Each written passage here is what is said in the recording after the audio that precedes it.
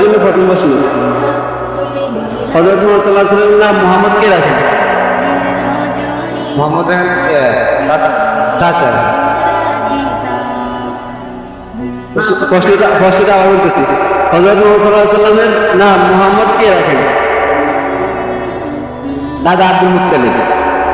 দাদা Abdul Muttalib. আপনি sure? Sure. আপনি শিওর। মাশাআল্লাহ, কোনো সুন্দর উত্তর দিয়েছেন। তো পুরস্কার পাচ্ছেন, কেমন লাগতেছে? ভালো।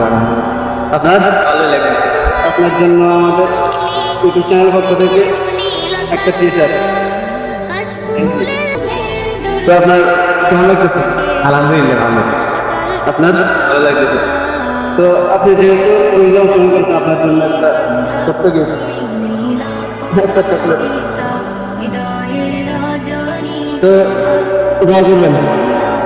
আপনারা আমাদের দোয়া করবেন।